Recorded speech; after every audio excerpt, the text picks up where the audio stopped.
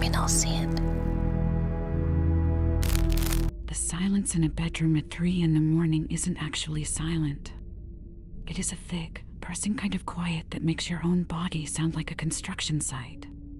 I had been lying there for hours, staring at the shadow cast by my ceiling fan, trying to count my breaths to keep the panic from bubbling up.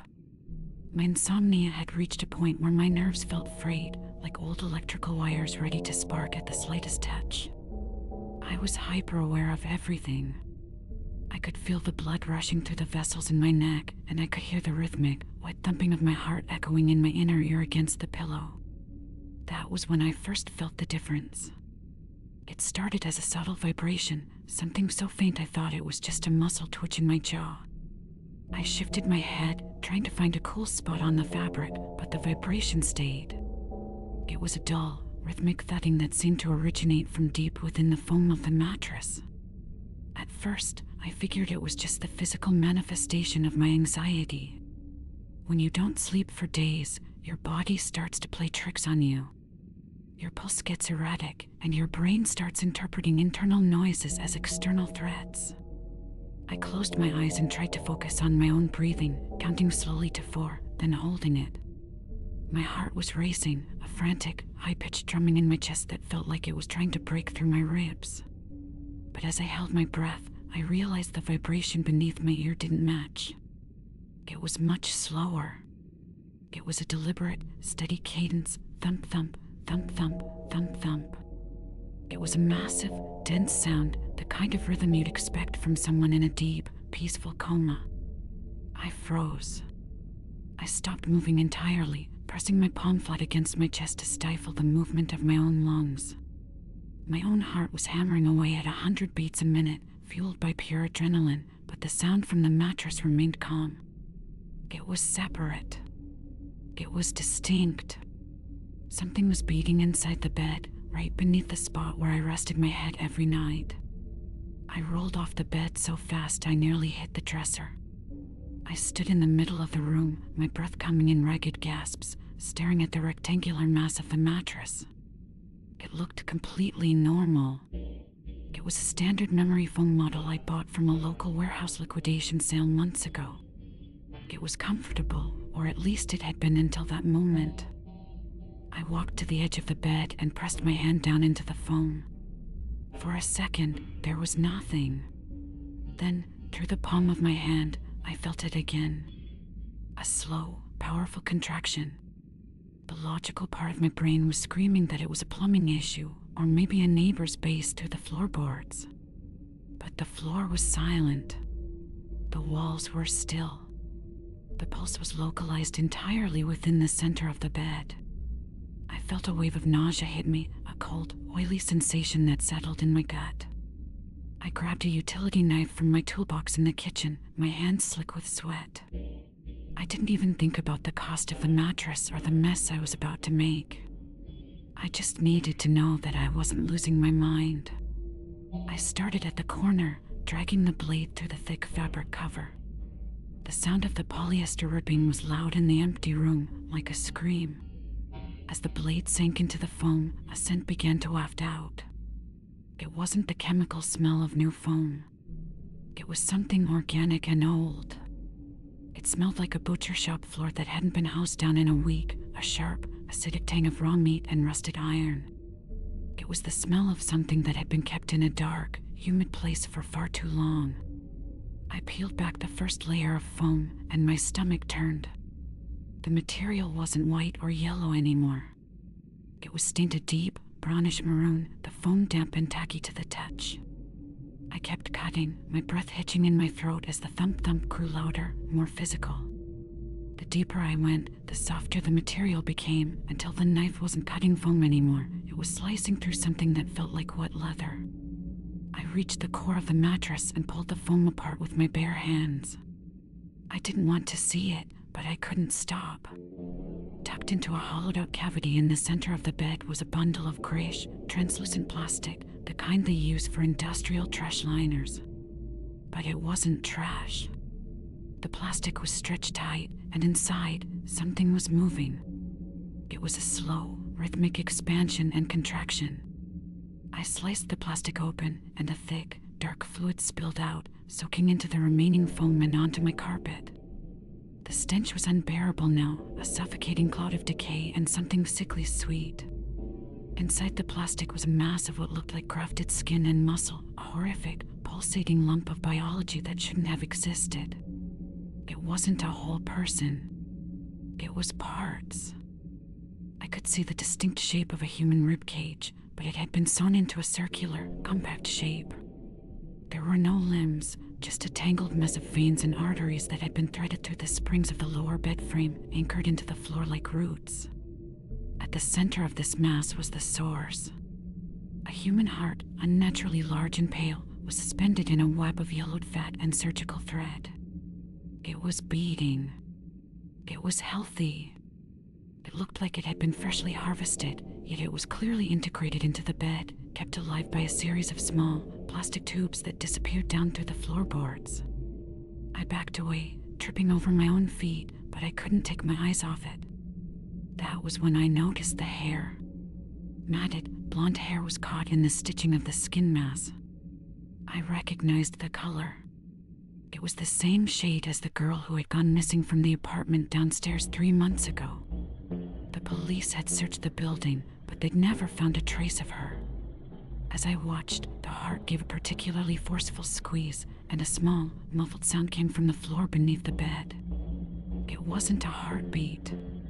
It was a whimper. A wet, bubbling sound that came from the crawl space directly under my room. Someone wasn't just keeping the heart alive. They were using the mattress as a dampener, a way to hide the sound of whatever was still breathing beneath the floor. I realized then that the thump-thump I'd been hearing wasn't just a heart. It was a signal.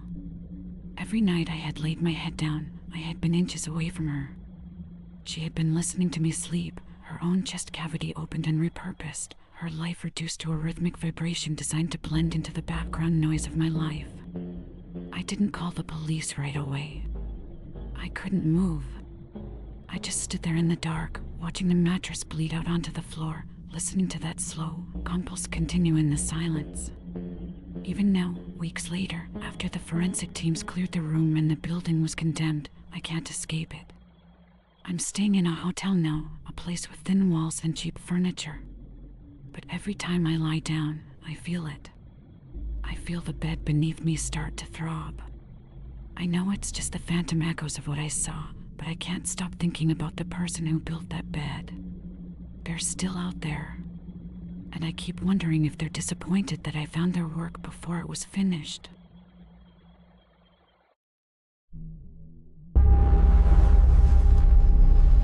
Next story. I used to think that the most terrifying thing a person could experience was the sudden, sharp jump of a jump scare, that heart-stopping moment when something leaps out of the dark. I was wrong. The real horror isn't the thing that jumps at you. It's the thing that doesn't. It's the thing that stays perfectly, mathematically still, just an inch outside of where your eyes can reach. For the better part of 3 months, I lived in a state of constant, grinding exhaustion. My therapist called it hypervigilance, a fancy clinical term for the feeling that you're being hunted in your own living room. It started small. I'd be sitting at my desk, typing away at some mind-numbing report, and I'd feel a prickle on the back of my neck. It wasn't just a chill, it was the distinct sensation of a gaze. You know that feeling when you're in a crowded place and you just know someone is staring at the back of your head? It was like that, but I was alone. Always alone. Every time I'd whip my head around, there was nothing. Just the beige walls of my apartment, the stack of unwashed dishes in the sink, and the shadows of the coat rack. But the shadow of the coat rack started looking wrong. It was too thin, too elongated. I began to see him, or it, in the extreme corners of my vision. A tall, dark shape, standing right at the edge of the doorway. It never moved. It never stepped into the light. The moment I shifted my focus even a fraction of a degree to look at it directly, it would vanish. My therapist, a guy who looked like he'd never had a restless night in his life, told me it was my brain overprocessing shadows. He said my cortisol levels were so high from work stress that my amygdala was stuck in a feedback loop. My brain was literally inventing a threat to justify why I felt so panicked. He gave me breathing exercises. He told me to ground myself in reality. But reality was starting to smell like a dumpster behind a butcher shop. That was the first thing that didn't fit the anxiety narrative. The smell. It wasn't the scent of old trash or a clogged drain. It was a thick, cloying odor, the smell of raw, aging beef and rusted iron. It would waft past my nose in the middle of the night, so potent it made my stomach do a slow, nauseating roll. I scrubbed the floors until my knuckles bled. I threw out all the food in the fridge. I even poured bleach down the vents. The smell remained, drifting around me like an invisible fog. Then came the physical toll. My neck started to hurt. Not a normal ache, but a deep, structural throbbing. It felt like I was carrying a massive, leaden weight across my shoulders. My muscles were perpetually knotted, and no matter how much I massaged them, the tension only grew. I started getting these weird, stinging rashes along my collarbone, then red lines that looked like they'd been scratched into my skin by something sharp. I figured I was just scratching myself in my sleep because of the stress. The nights were the worst. I'd lie in bed, staring at the ceiling, and I could feel the presence standing right behind the headboard. I could almost hear the sound of its breath, though it wasn't a sound at all, more like a vibration in the air, a rhythmic pulsing that matched my own heartbeat. I would stay frozen for hours, my body stiff as a board, terrified that if I moved, I'd collide with whatever was looming over me. One evening, about 2 weeks ago, I hit my breaking point. I hadn't slept in 48 hours. My eyes were bloodshot, and my vision was swimming with floaters and dark patches. The tall shape was more persistent than ever. It was standing in the corner of my bedroom, a jagged silhouette that seemed to absorb the light around it. I was done with the breathing exercises. I was done with the grounding. I needed to prove to my brain that there was nothing there. I went into the bathroom and grabbed the large, handheld vanity mirror. I figured if I used a system of reflections, I could see into my own blind spot without actually turning my head. If the shape was a trick of the eye caused by turning too fast, the mirror would debunk it. I stood in front of the main bathroom mirror, the one bolted to the wall, and I positioned the handheld one at an angle over my shoulder. At first, I saw nothing but the reflection of the shower curtain. The corner of the room was empty. I felt a surge of relief so intense it almost made me dizzy. My therapist was right. I was just broken. I was just tired. I started to laugh, a jagged, hysterical sound that echoed off the tiles. But then I looked closer at my own reflection in the main mirror. The lighting in the bathroom is harsh, a row of bright LED bulbs that don't leave much room for shadows.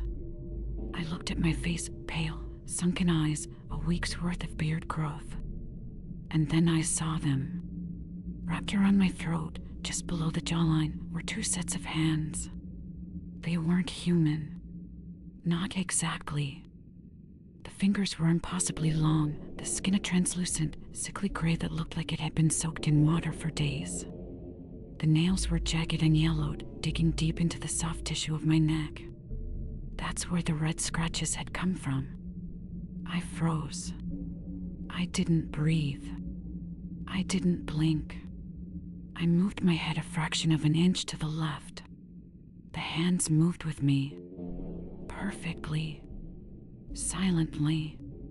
I tilted my head back, my heart hammering against my ribs so hard I thought it would crack a bone. And there, tucked directly behind my head, was a face. It was pressed so tightly against the back of my skull that it was almost overlapping. It didn't have much of a nose, just 2 dark, weeping slits. Its eyes were wide, lidless, and the color of spoiled milk. It was grinning, a wide, lipless tear in its gray flesh that revealed rows of needle-thin teeth. The reason I could never see it when I turned around wasn't because it was vanishing. It was because it was attached to me. It was mimicking my every movement with a fluid, terrifying precision.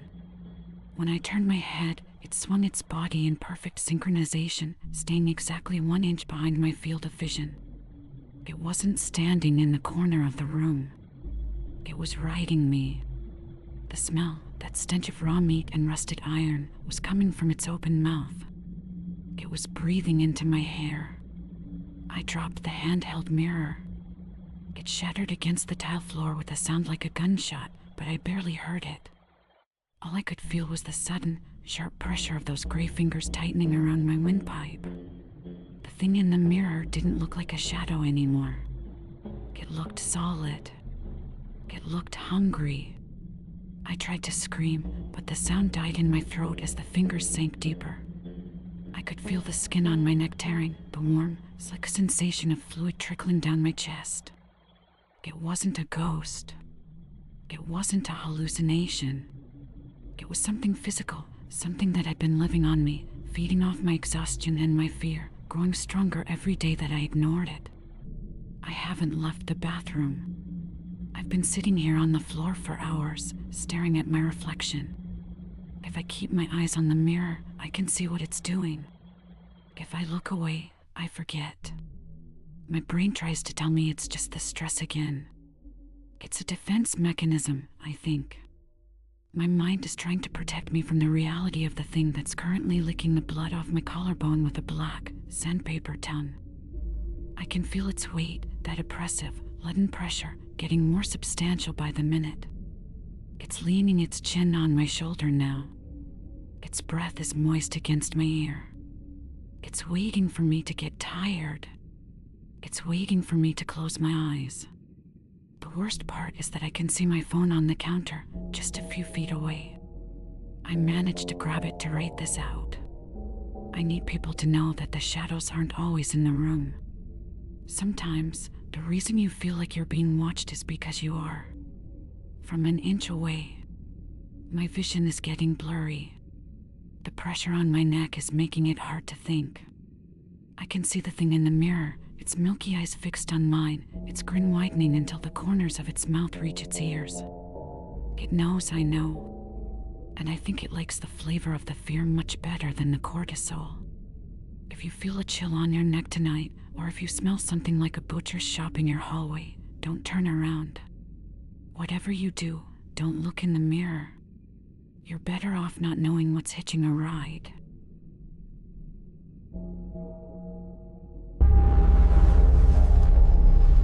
Next story.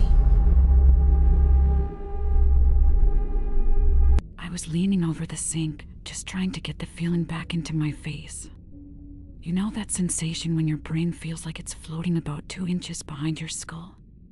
That's derealization for you. It's like watching your own life through a dirty window, and most nights, I can just breathe through it until the world snaps back into focus. But this time, the world didn't snap. It drifted. I had the cold water running, splashing it onto my cheeks to shock my nerves. I remember looking down at the porcelain, watching the basin fill up. That was the first time I noticed the delay. My hands would dip into the water, I'd feel the freezing sting against my skin, and then, a full heartbeat later, I'd see the ripples start to form in the reflection of the water. It was subtle at first, the kind of thing you'd convince yourself was just a trick of the light or a tired mind playing games. I turned the faucet handle to the right, shutting it off. The water stopped coming out of the metal neck, but the sound of the rushing flow continued to echo off the tiled walls for several seconds. It was like a video file where the audio track had slipped out of sync. I looked up at the mirror, expecting to see my own confused expression. Instead, I saw my reflection still splashing water onto its face. I was standing perfectly still, my arms hanging at my sides, but the person in the glass was still mid-motion. I watched myself, or what was supposed to be me, pat my face dry with the hanging towel. The reflection didn't look like a ghost or a monster. It looked exactly like me, down to the stray hair on my forehead and the dark circles under my eyes. It finished drying its hands, draped the towel back over the rack, and then it did something that made my stomach drop into my feet. It looked me right in the eyes. There was no recognition in that gaze. It was cold. It was the look of someone staring at a piece of furniture they were about to throw away. The reflection turned around and walked out of the bathroom, leaving the door slightly ajar. I tried to shout, to call out to it, but the sound of my own voice didn't hit the air until long after I felt my throat vibrate. When the sound finally came, it was warped and slowed down, a low-frequency groan that didn't belong to a human being. I lunged for the door, reaching for the brass handle. My hand passed right through it. Not like I was a ghost, but like the door wasn't physically there yet. I could see the wood grain, I could see the scratches near the lock, but there was no resistance. I was stuck in a pocket of time that had already passed, a discarded frame of reality. The air in the bathroom started to feel stifling and dense, like I was breathing through a wet wool blanket. It wasn't just the silence that was wrong, it was the lack of presence. I pressed my face against the crack in the door, trying to see into the hallway. My roommate, Sarah, was coming out of her room. I saw her look toward the kitchen, where the me that had left the bathroom was standing. I wanted to scream at her to run, to tell her that the person standing by the counter wasn't the friend she'd known for 3 years. From my perspective, Sarah was moving in fast forward, her movements jerky and frenetic. The thing that looked like me reached into the knife block. It didn't hesitate. It didn't look conflicted. It pulled out the long, serrated bread knife with a fluid, practiced motion. I watched through the narrow gap of the door as it approached Sarah from behind. I was pounding on the door frame, but my fists made no noise and the wood didn't splinter. I was a spectator to a tragedy that had already happened in the real timeline. When it happened, it wasn't like the movies. There was no dramatic struggle.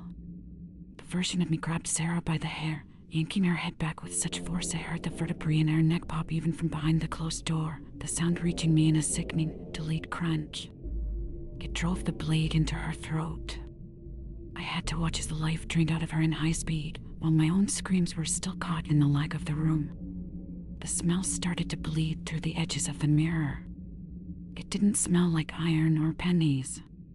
It smelled like a butcher shop at the end of a long, hot day, the scent of raw, cooling meat and the acidic tang of stomach bile. It was a thick, salt-and latex odor that filled the small bathroom until I felt like I was choking on it. I could see the blood spraying across the hallway walls.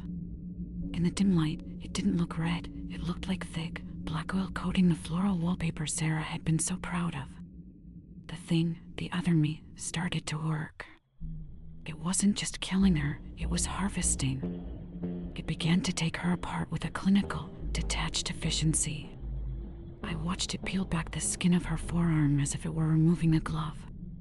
It was looking for something. Or maybe it was just making room. Every time the blade sliced through gristle or bone, the sound would reach my ears a minute later, a wet, rhythmic sawing that made me vomit into the sink. But even my vomit didn't hit the porcelain when I expected it to. It hung in the air for a second, a suspended glob of fluid, before splashing down in total silence. After what felt like hours, the thing stopped. It stood up, its clothes, my clothes, saturated in that dark, viscous fluid. It looked down at Sarah's remains, which were now just a collection of wet shapes on the carpet, and then it turned its head back toward the bathroom. It walked toward me. I backed away until my spine hit the cold tiles of the shower wall. The door finally creaked open. But it wasn't the door I had been looking at. The entire room seemed to fold in on itself. The thing stepped inside, but it didn't look at me. It walked over to the sink and started washing the gore off its hands. I watched the pink water swirl down the drain. This time, there was no lag. The sound of the water was crisp and immediate. The reflection in the mirror was perfectly synced with the monster standing at the basin. I realized then that I wasn't the one in the bathroom anymore. I was the lag. I was the half-second of discarded time that the universe didn't need anymore. I reached out to touch the back of the thing's shirt, wanting to feel the fabric, to feel anything that was solid. My hand just ghosted through its shoulder. It dried its hands on the same towel I had used, its movements slow and deliberate. It leaned into the mirror, checking its teeth for any stray flecks of Sarah. Then it turned off the light. I've been in the dark for what feels like days now. I can't tell if the sun has come up because there are no windows in here. Every now and then, I hear the door open, and I hear the sound of something burdensome being dragged across the floor outside. I hear the wet, sliding noise of plastic being laid out. I hear the me out there talking on the phone, laughing at a joke, living a life that I'm still waiting to catch up to. The worst part isn't the dark, though.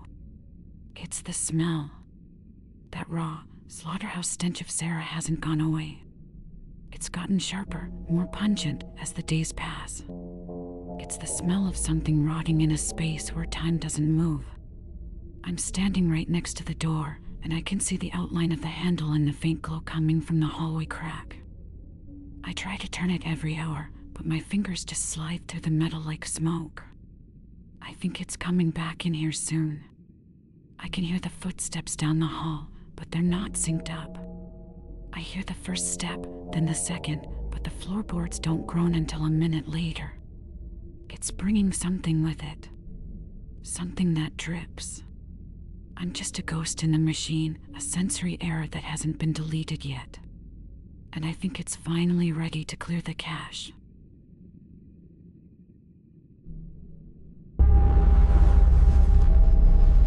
Next story.